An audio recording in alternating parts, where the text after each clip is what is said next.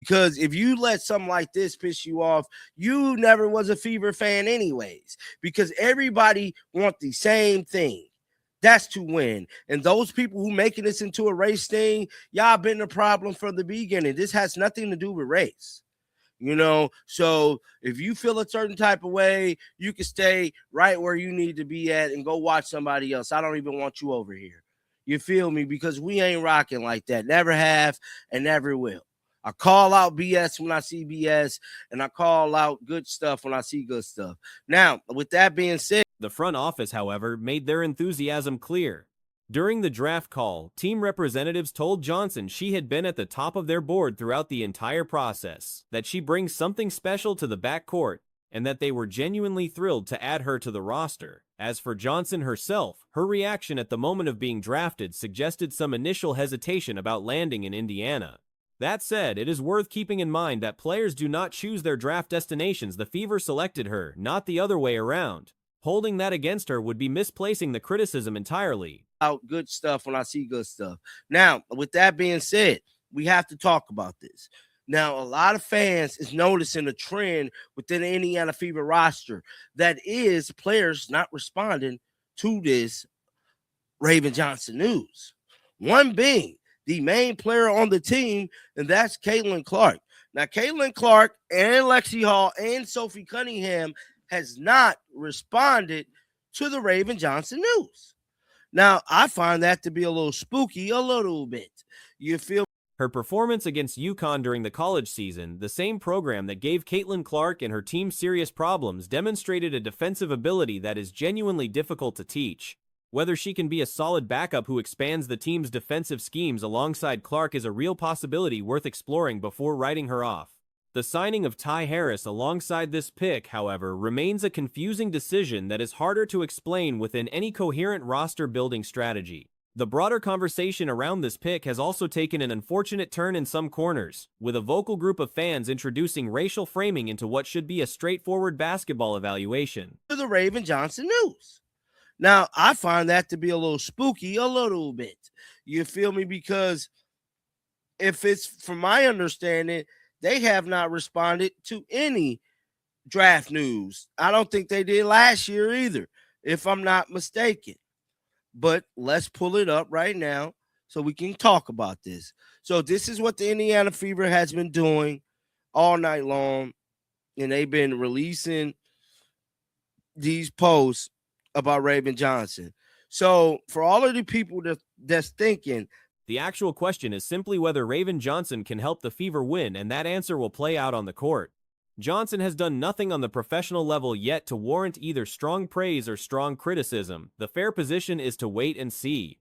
Caitlin Clark, for her part, has confirmed she is staying in Indiana. about Raven Johnson.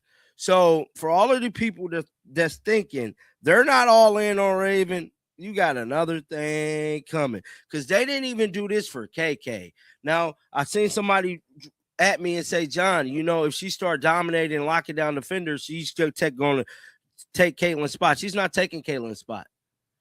I believe they got her as a developmental player. She more than likely ain't finna play for real this year. She's probably going to play next year when Kelsey's leaving. I believe they're trying to develop Raven Johnson. The talk of her leaving has no basis in anything she has said or done, and that particular conversation can be set aside. The real focus should be on whether this roster, Johnson included, develops into something capable of competing at the highest level.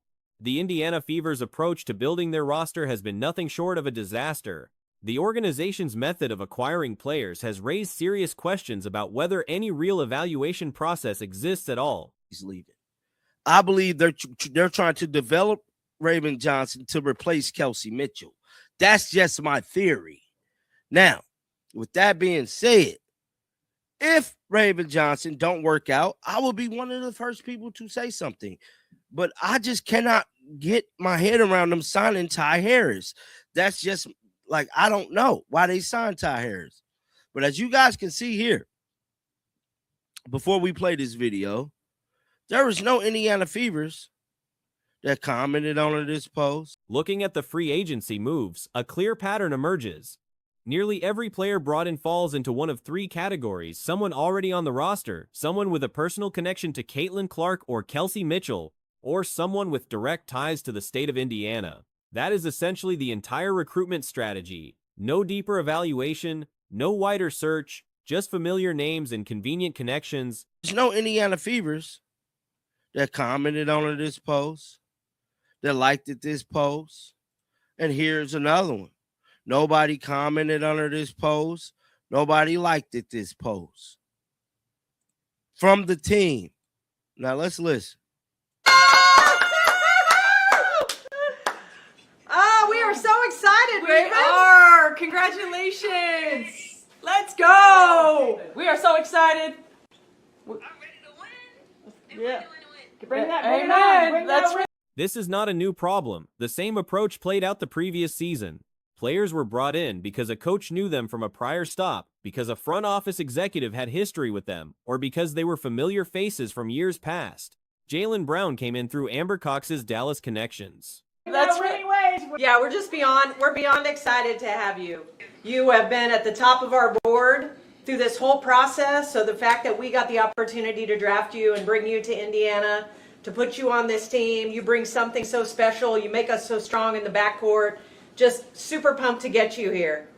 And you look great! Yeah, good outfit. We talked about the outfit the Look other day. great. You look amazing. Well, have a great time tonight. Ready to go. Get to work! DeWanna Bonner arrived because Stephanie White had worked with her in Connecticut. Natasha Howard was signed because the GM at the time had drafted her back in 2014. The pattern is consistent and it has not changed. On top of that, another apparent scouting method has been to simply wait and see which players the Golden State Valkyries show interest in, then attempt to sign those same players after they get released. Now, to play devil's advocate here, somebody else who you think should have responded has not responded either. Aaliyah Boston has not responded to the Raven Johnson news. Now we're on Aaliyah Boston X account, and we can click on some replies here. And there's nothing. She hasn't said anything about Raven Johnson. Neither Megan McConnell nor Kiana Traylor are guaranteed roster spots, and Traylor's chances look particularly slim. What makes this even more frustrating is the opportunity that has been completely ignored.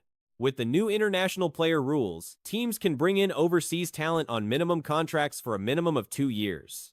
These are legitimate contributors, players who previously stayed abroad because the financial gap made the WNBA unattractive. Basically signed. All they did as a scouting for free agency. This is the teams that they did. They either signed players that were like players who played for Steph previously, friends of the stars, and people who had ties to Indiana. This is like last year. This is literally like last year when they brought in Jaylen Brown because Amber Cox knew we're in Dallas. They brought in DeWanna. Carrera fills out the front court. Smart, calculated moves made without a pick in hand. Meanwhile, Mariam Badiane, a 6'4" shooter who starts for the French national team alongside Ileana Rupert, remains unsigned. Teams have been looking for exactly that kind of stretch forward, and she fits the profile. Cox knew we're in Dallas. They brought in DeWanna because Steph White knew her from Connecticut.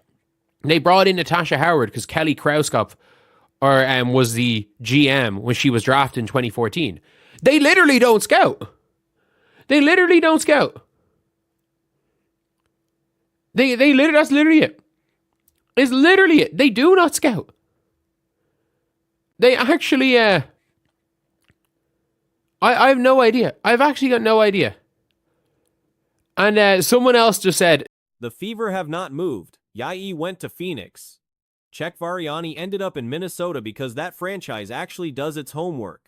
Indiana also let Temi Fagbenle walk without any protection, and the only international player currently on their books is one who was already there before any of this scouting conversation even began. Yeah. And someone else just said their other secret scouting weapon is wait to see if the Golden State Valkyries are interested in a player, and then try sign that player once to go later on. If the Golden State Valkyries cut a player, go sign a Valkyries player. Like, It's man, I don't even nothing against Megan McConnell and Kiana Trailer, but like neither like McConnell might be an interesting conversation. There are ways to be creative here. Trading a third-round pick to Atlanta for Kuba's rights costs almost nothing. Doing the same with Phoenix for Clara Holmes is equally low risk. These are minimum salary players on multi-year deals who can add genuine depth. It might be an interesting conversation to talk about like McConnell making the roster. But like Trailer won't make the roster.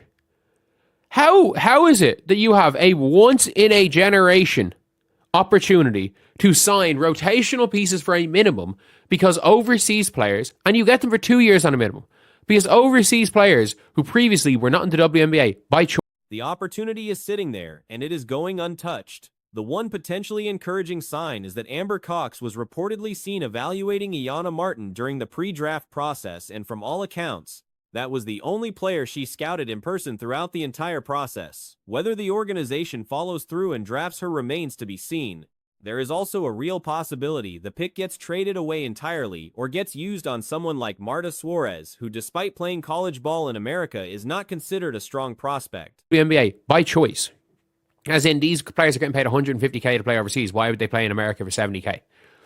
And at the same time, with the stigma against Americans wanting to stay in America and go overseas. Yeah, Europeans wouldn't go to America just to go to America either. Like, people kind of like where they're from in most cases. Like, you have Ayayi gone to Phoenix, who will probably a starter there. Chekova. Why does Chekova end up in Minnesota? Why? First-round picks are not guaranteed protection. Either the second overall pick in last year's draft, Madison Scott, was cut before the season started. Indiana has no overseas scout. That is not speculation. It is simply a fact. And in a year where international talent has never been more available or more affordable, that absence is costing the franchise real opportunities to build a stronger, deeper roster around what should be a generational core. Why? Because they actually scout. By the way, why is Marianne Badian not signed? Like, people are saying, oh, what about a stretch four? I just realized Marianne Badian's completely unsigned. The Phoenix Mercury signed like 7 overseas players to training camp contracts. Like, why is Badian not signed? She is a starter for France. Her and Iliana Rupert start for France, and she can shoot the ball. She's 6'4" athlete who can shoot the ball. And is a little bit on the older side, but fuck it. Like, it is what it is. Like, it is what it is. The only international player that this current organization has signed is Dantas, because she was already there. And by the way, they didn't protect Temi and let Temi walk. They haven't even looked. And I'm just hoping that they are smart about things and they draft Iyanna Martin. But I don't know if they are. And to be fair, Amber Cox was spotted scouting one player. One player. Through the whole process, scouting one player. One player.